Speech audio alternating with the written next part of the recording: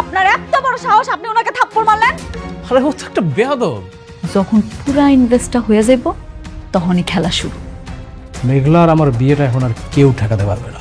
প্রিয় বৃষ্টি, জানি না কিভাবে আমি আমার ভালোবাসার কথা তোমাকে জানাবো। সারা রাত বাইরে থেকে আসতেই তো পারতে। আর তুমি না অকারণে আমাদেরকে ভুল বুঝছো।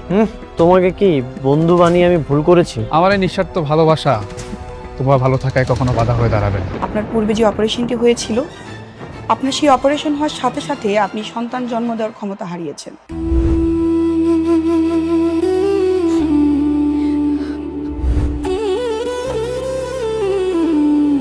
বৃষ্টি, ও অনেক ক্ষুধা পেয়েছে, চল একসাথে বসে খাবো, চল।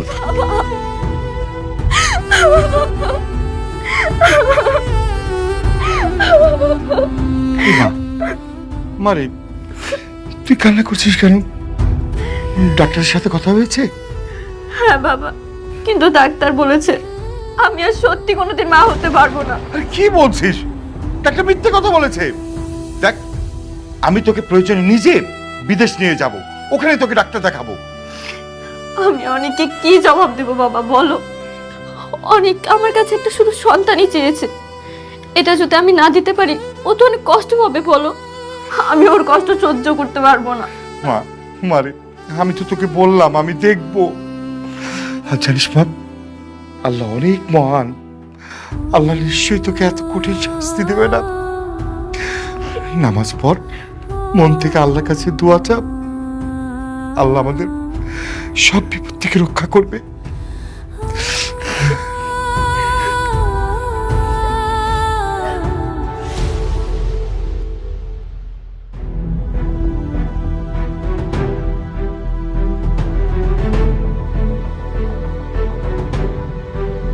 ফকিন্নির বাচ্চা, এত বড় একটা কোম্পানির মালিক হয়ে গেল।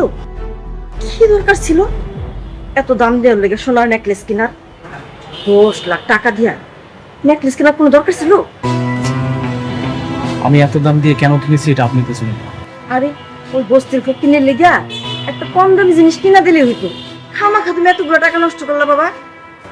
বাবা, চাষি কিন্তু খারাপ বলেনি, ওরে একটা নকল কখনো দিয়ে দাও।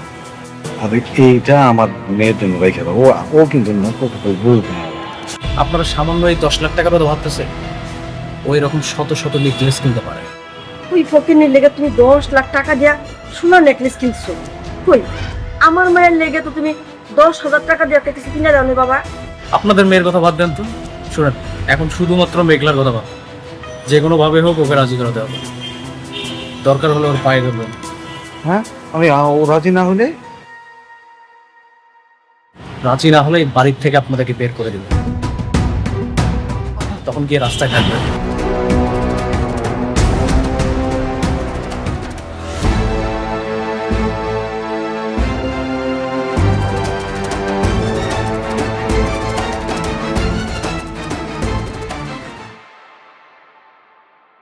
কি ব্যাপার আপনি?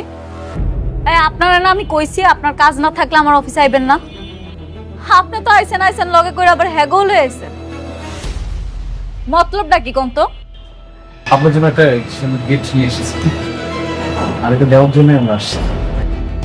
শোনো, অনেক দাম, 10 লাখ টাকা দিয়ে কিনছি। তুমি তো সারা জীবন বস্তিতে থেকে আইছো, এত দামি জিনিস কোনোদিন চোখ কি দেখছো? ইয়ে মানে আনছে যেহেতু, মানে ভালোবেসে আনছে তো জিনিসটা নিয়ে নাও। ছেলেটার মনটা কিন্তু অনেক ভালো। আর এটা তোমাকে অনেক মানাবে, আমি অনেকগুলো দোকানে দেখে এটা দিয়ে এসেছি। সত্যি? ও আল্লাহ, এত দামি নেকলেস! আমি তো খুব খুশি হয়েছি, আমার অনেক।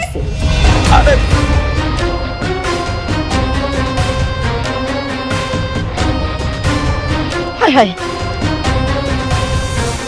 আপনারা কি ভাবছেন আমার স্বর্ণের জিনিস দিবেন আর হাত করে ফালাইবেন? আপনি আমার স্বর্ণের জিনিস কিনা দিলে আমি আপনার বিয়া করতে রাজি হয়ে যাবো? এত সহজ? বৌমা, এত দামি জিনিস আর তুমি এমনি ফেলাই দিলা? তুমি কেমন দামি জিনিস কোনোদিন চোখে দেখছো? আর তাছাড়া তোমার এত অহংকার। হ্যাঁ, আমার অহংকার বাড়ছে, আমার অহংকার বাড়ছে। আপনার কোনো অসুবিধা আছে তাতে? আপনার তো কোনো অসুবিধা নেই। কেন আইছেন এখানে? ভালোই ভালোই কইতেছি, এখান থেকে চলে যান। নাইলে কিন্তু বডিগার্ড দিয়া ঘাস ধাক্কা দিয়া বাড়ি করে দিবি। বোমা আমার কথাটা একটু শোনো। এই রাতুল বাবা দেখলি খুবই ভালো ছেলে, খুবই ভালো ছেলে, আমাকে অনেকের চাইতে ধরো 1000 গুণ ভালো ছেলে। তুমি যদি ওরে বিয়ে করো না, তুমি কিন্তু বেশ সুখে থাকবে। আর তোর যে অনেক, ও তো তোমাকে বেইমানি করছে, দ্বিতীয় বিয়া কইরা বউলে ফুর্তি করতেছে। তুমি রাতুল বিয়ে করো, রাতুল অনেক ভালো ছেলে, দেখবা তুমি রাজ রানীর মতো থাকবা। বুঝছি, কথা আছে না, সোজা আঙ্গুলে ঘি না উঠলে আঙ্গুলটা বাঁকাইতে হয়। বডিগার্ড, ওনাদের ঘাড় ধাক্কা দিয়ে বাড়ি করে দাও। না না না না বোমা বোমা, তা করো না। শোনো না মা, রাতুল অনেক ভালো ছেলে, তুমি ওর বিয়ে করো, কিন্তু তুমি খুব ভালো থাকবা। পাঠান বলতেছি। রাতুল সাহেব, এসব কি সার্কাস শুরু করলেন? হ্যাঁ, আপনি কি ভুলে গেছেন যে আপনার সাথে আমাদের কোম্পানি একটা বিজনেস চলছে? এই আঙ্কেল আন্টি, সিকিউরিটি, ওদেরকে খাট ধাক্কা দেবে একটু দেখেন দিকে। যাইছি যাইছি।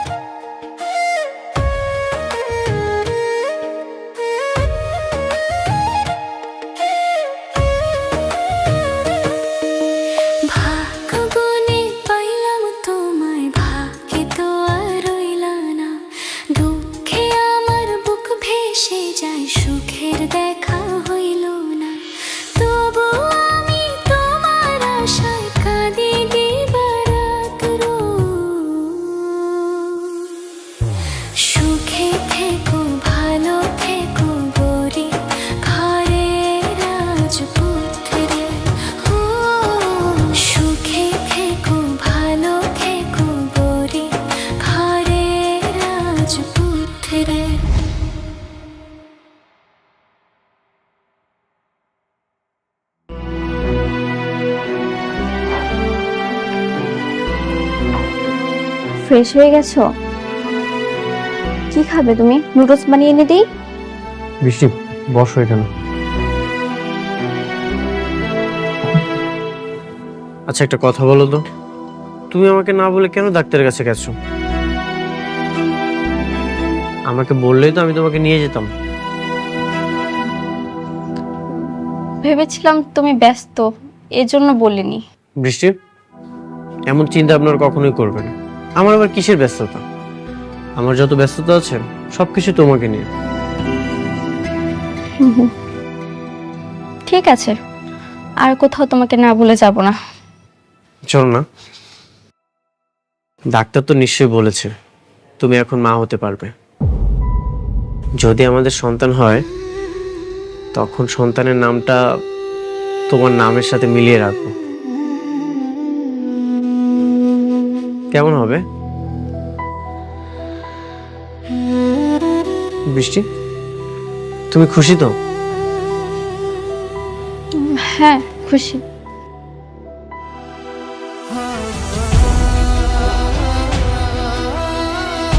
তোমার চোখে পানি কেন?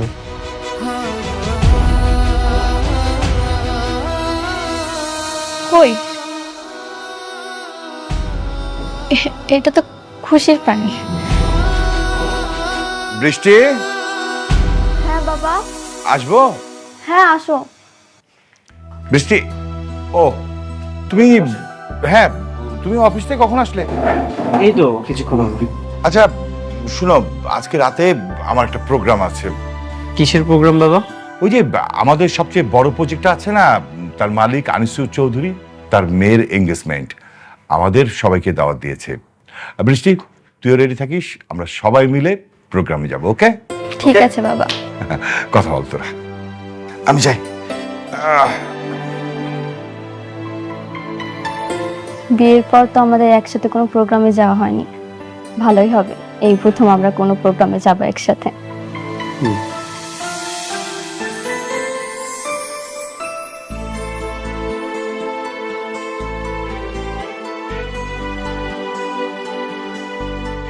কিরে মা, কি করতেছস? কিছু না আব্বা, কয়টা ছবি দেখতেছিলাম। ও ভালো। মারে, এই তোর একটা কথা কইতে চাইছিলাম, কমু? হ আব্বা, কও কি কথা? না হয়েছে কি, ওই অনেকেই তো মনে কর 2 বিয়া কইরা সংসার করতেছে, 2 বউর সাথে মিলমিশও আছে। তো কইছিলাম যে তুই যদি ক্ষমা কইরা দে একসাথে। আব্বা আমি পারবো না। আমি আমার স্বামীর ভাগ অন্য কাউরে দিতে পারতাম না। তুই মাইনা না নিলে কি হইব? সে তো ঠিকই আর একটা বউ নিয়ে দিব্যি সংসার করতেছে। করতেছে, আমার পিঠ পিছে করতেছে, আমার সামনে তো আর করতেছে না। আমরা 2-3 মিলে এক লগে সংসার করুম জীবনে। তাহলে তুই কি করবি? তোর জীবনটা কি এমনি যাইব নাকি? আর কয়দিন পরে তোর সন্তান জন্ম নিব, তার পরিচয় কি করবি তুই? একটা না একটা উপায় ঠিকই হবে আম্মা। আর তো কিছুদিন, আমার এই সন্তানটা জন্মের পর আমি ওর ডিভোর্স দিয়ে দিই। মারে, তুই আমাকে ভুল বুঝিস না, আমরা তোর একটু সুখী দেখতে চাই।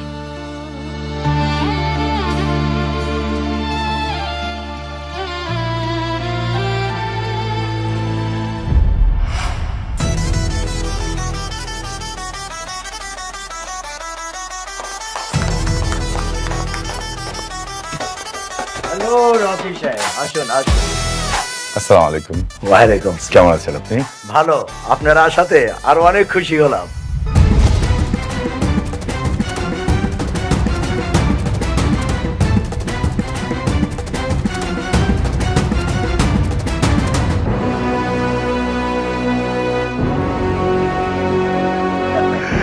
আচ্ছা, পরিচয় করে দিচ্ছি, এ হচ্ছে অনিক, আমার মেয়ে বৃষ্টি, তার জামাই।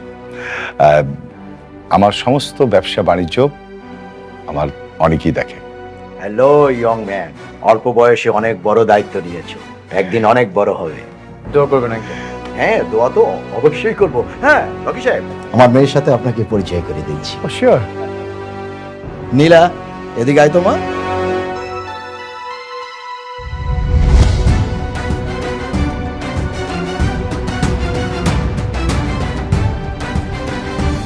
বাবা, হ্যাঁ, তুমি ওকে চিনো? ওকে ইনভাইট করছো তুমি?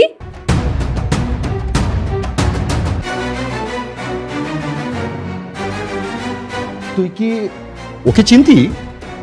হ্যাঁ, খুব ভালো করে চিনি। তোমাকে বলেছিলাম না, আমার জন্মদিনের সময় একটা ছেলে আমাকে থাপ্পড় মেরেছিল, এটাই সেই ছেলে। ওই সি, এই সেই ছেলে? হ্যাঁ বাবা, একটা বস্তির মেয়ের জন্য আমার গায়ে থাপ্পড় মারে আর সেই দিনের জন্মদিনটা মাটি করে দেয়। আমি কত রাত সেই অপমানের কারণে ঘুমাতে পারিনি। রকি সাহেব, আমার মেয়ে আপনার মেয়ের জামাই সম্বন্ধে এসব কি বলছে? অনেক, উনি যা বলছেন তা কি সত্য? হ্যাঁ বাবা, যা বলছে সবই সত্য। এটা একটা মিসআন্ডারস্ট্যান্ডিং ছিল, তবে মিস্টেকটা মিস নীলারই ছিল। চুপ করো বেয়াদব! একটা ফকিন্নি বস্তির মেয়ের জন্য তুমি আমার গায়ে হাত তুলছো, আমাকে অপমান করছো। কিন্তু নীলা রকি সাহেবের মেয়ে। না বাবা, ওই মেয়ে বস্তিতে থাকে, ফকিন্নি। রকি সাহেব, আপনার মেয়েকে এমন একটা ছেলের সাথে বিয়ে দিয়েছেন যে কিনা বস্তিতে আরেকটা বউ নিয়ে থাকে। আঙ্কেল, ওটা আমার অতীত ছিল। আর তাছাড়া আপনার মেয়ে ওকে অপমান করেছিল, এই জন্য আমি সেটা করেছি। বাবা, আমি এই অপমানে বদলা নিতে চাই। আমি সেই দিনের থাপ্পড়টা আজকে জবাব দিতে চাই। ঠিক আছে, তোকে যেমন থাপ্পড় মেরেছে তুইও পাল্টা থাপ্পড় দিয়ে দে, ব্যাস। ওয়েট ওয়েট, প্লিজ দেখুন, অনেক তো বললো যে একটা ভুল বুঝাবুঝি হয়ে গেছে, আজকে এক শুভক্ষণে এই কাজটা না করলে হয় না। অবশ্যই করব রকি সাহেব, আমার মেয়ে যদি ওকে থাপ্পড় মারতে না পারে তাহলে আপনার সাথে আমার যে বিজনেস ডিল ছিল সব বন্ধ করে দেব। নীলা, যা থাপ্পড় মার।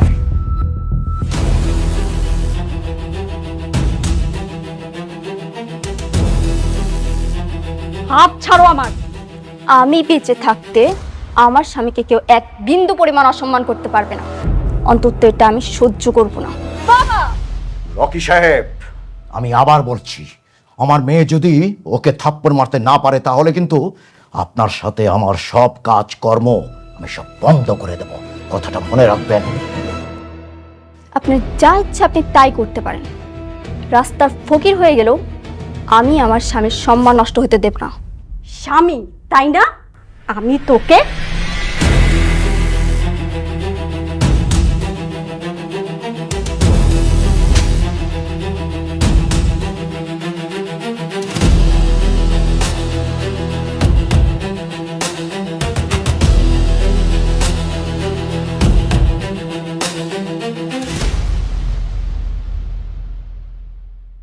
বিজনেস বিজনেসের জায়গায়, আর আত্মসম্মান আত্মসম্মানের জায়গায়।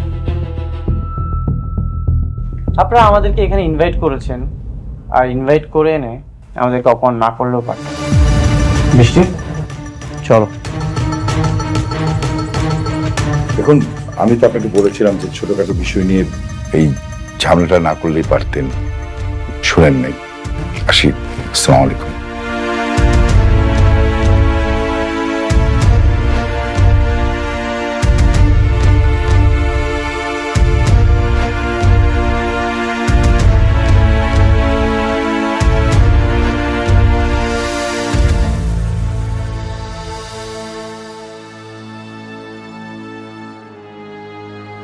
এত বড় একটা প্রোগ্রাম, আপনার আত্মীয় স্বজন, ইনভাইটেড গেস্ট, সবার সামনে আপনার মেয়েকে থাপ্পড় মেরে চলে গেল।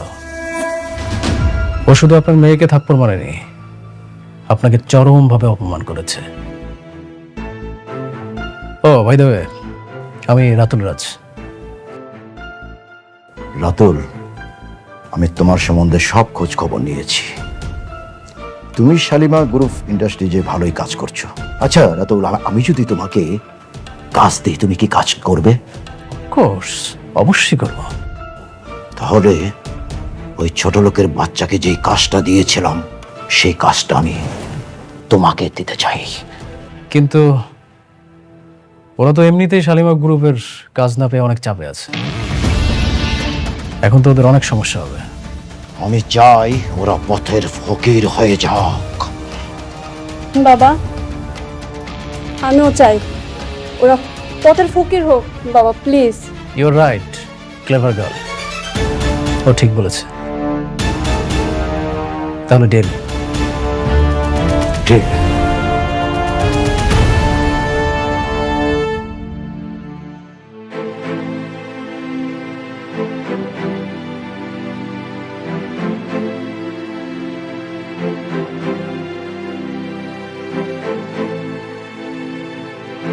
সরি বাবা, আমি সেখানে নিজেকে সামলাতে পারিনি। কেন সরি বলছিস? তুই যে কাজটা করেছিস একদম ঠিক কাজ করেছিস। শোন মা, মানুষের জীবনে টাকা পয়সার চেয়ে সম্মানটা গুরুত্বপূর্ণ। বাবা, আমি ভাবছি উনি হয়তো আমাদের প্রজেক্টগুলো বন্ধ করার চেষ্টা করবে। পারবে না, অলরেডি 60% কাজ ডান। ওরা আমাদের প্রজেক্ট বন্ধ করতে পারবে না। স্যার, একটা খারাপ খবর আছে। কি খবর? আনিস চৌধুরী আমাদের সকল প্রজেক্ট বাতিল করার নোটিশ দিচ্ছে। কেন, কি হয়েছে? স্যার স্যার যদি সত্যি সত্যি প্রজেক্ট বাতিল হয় তাহলে তো আমাদের অনেক বড় একটা লস হয়ে যাবে। কেন বাতিল করেছে? কি লজিক দেখে বাতিল করেছে? সাইডে একজন অ্যাক্সিডেন্ট করে মারা গেছে, এটাই তার কারণ হিসেবে উল্লেখ করা ছিল।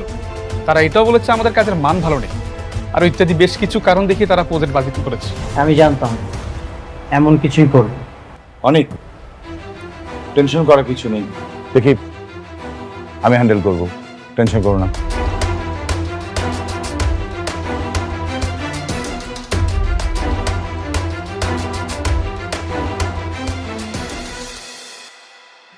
না, আমাদের ফকির হলে চলবে না, যেভাবে হোক আমাদের একটা উপায় খুঁজে বের করতে হবে। কিন্তু কি করবো বাবা, আমি তো ভাবতেই পারছি না। আপনি এতটা নড়বড়ে চুক্তি করেছেন, আমাদের পজিশন তো খুব ভালো ছিল, আমরা এটাকে খুব ইজিলি সলভ করতে পারতাম। হ্যাঁ, সেটাই আমার জীবনে চরম ভুল ছিল। আচ্ছা অনিক, বাবা তোমাকে একটা কাজ করতে হবে। কি কাজ বাবা? না মানে আমি শুনলাম যে সালিমা বিল্ডার্স কিছু নতুন প্রজেক্ট ক্লায়েন্ট থেকে দেবে, তো তুমি ওখানে গিয়ে যদি প্রজেক্ট বের করে আনতে পারো তাহলে এই প্রজেক্টগুলো দেখিয়ে আমি ব্যাংক থেকে লোন নিতে পারবো।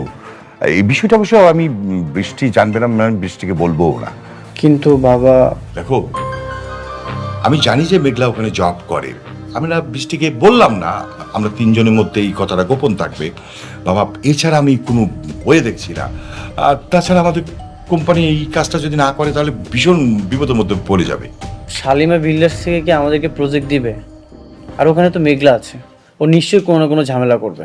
বাবা আমার বিশ্বাস যে মেঘলা তোমাকে দেখলে অন্তত কোনো ঝামেলাই করবে না। তুমি যদি মেঘলাকে বুঝিয়ে বলতে পারো, আই হোপ যে ও রাজি হবে। কিন্তু বাবা খবরদার গরম মাথায় বলা যাবে না, খুব ঠান্ডাভাবে বলতে হবে। স্যার, উনি তো তার সন্তানকে অস্বীকার করেছে, এটা নিয়ে তাদের মধ্যে অনেকবার ঝামেলাও হয়েছে। এই মুহূর্তে এরকম একটা প্রস্তাব নিয়ে যাওয়া কি ঠিক হবে? দেখো সাবির, এছাড়া তো ওয়ে নাই। আমরা যদি কাজ না পাই তাহলে আমাদের কোম্পানি তো পথে বসে যাবে। বাবা আমার মনে হয় তোমার যাওয়া উচিত।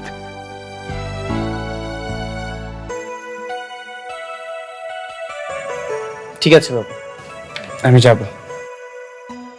হ্যাঁ আচ্ছা ঠিক আছে, অনেক আমার একটু কাজ আছে, আমি গেলাম। যত তাড়াতাড়ি পারো তুমি এটা হ্যান্ডেল করো। হ্যাঁ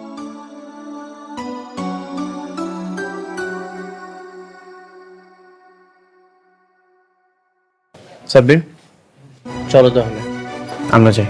ওকে স্যার।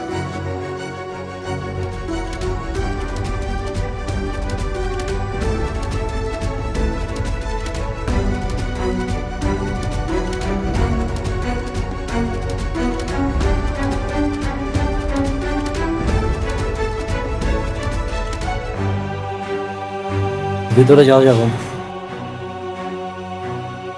ভিতরে যাওয়া যাবে না অনুমতি ছাড়া। আমার কোনো অনুমতির প্রয়োজন নেই, তুমি যে বলো অনেক এসেছে। ম্যাডাম মিটিং আছে, এখন দেখা করবেন না।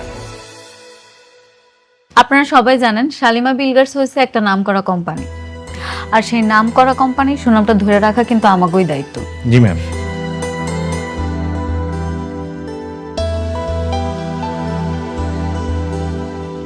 তুমি যে বলো অনেক এসেছে তাহলেই হবে। আচ্ছা দেখতেছি। রফিক সাহেব, জি বলুন। শালিমা বিল্ডার্সের প্রথম শর্তটা হচ্ছে কোয়ালিটি ফার্স্ট। অবশ্যই। আপনাকে অবশ্যই, শুধু আপনাকে না সবাইকে বলছি যে অবশ্যই আপনাকে ইট এবং সিমেন্ট বালুটা ভালো দিতে হবে। ম্যাডাম একজন লোক আসছে আপনার সাথে দেখা করতে। কি ব্যাপার, আপনি মিটিং মধ্যে চলে আসলেন? আপনি দেখতেছেন এখানে একটা মিটিং চলতেছে। স্যার ওনাকে বলছি, ওনার শুনতেছেন, ওনার নাসর বান্দার। যান, ওনাকে ঘাট ধাক্কা দিয়ে বের করে দিন। ঠিক আছে স্যার, ওকে। হ্যাঁ, কি যেন বলছিলেন রমজান সাহেব?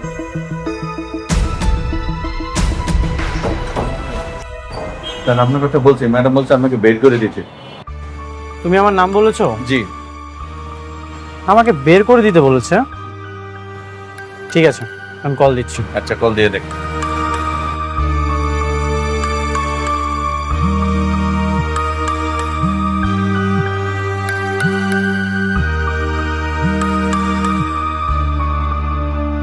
Excuse me.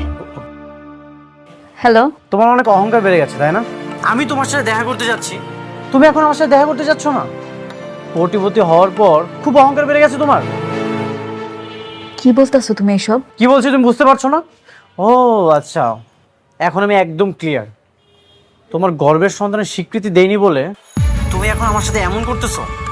একটা কথা মনে রেখো, এই দিন কিন্তু দিন না, এই দিনকে নিয়ে যাবো আমি সেই দিনে, আর সেই দিন তোমার অহংকার ভেঙে চুরমার হয়ে যাবে। কি তোমার কি মাথা খারাপ হয়ে গেছে? কি সব উল্টাপাল্টা কথা বলতেছো তুমি? সরি। ম্যাডাম, ম্যাডাম আপনি মিটিং কন্টিনিউ করেন, আমি দেখছি। Please carry on. ম্যাডাম, হ্যাঁ ও হ্যাঁ, যেটা বলতেছিলাম আমরা তো, আমি চাই সালাম স্যার সালাম আপনাকে চলে যেতে বলা হয়েছে, আপনি এখন দাঁড়িয়ে আছেন কেন? আমি যার সাথে দেখা করতে এসেছি সে কোথায়? উনি আপনার সাথে দেখা করবেন না। দেখা করবে না মানে? ওর এখন অনেক অহংকার বেড়ে গেছে। সালিমা বিল্ডার্স গ্রুপে যিনি মালিক, তাতে একটু অহংকার থাকতেই পারে অনিল সাহেব।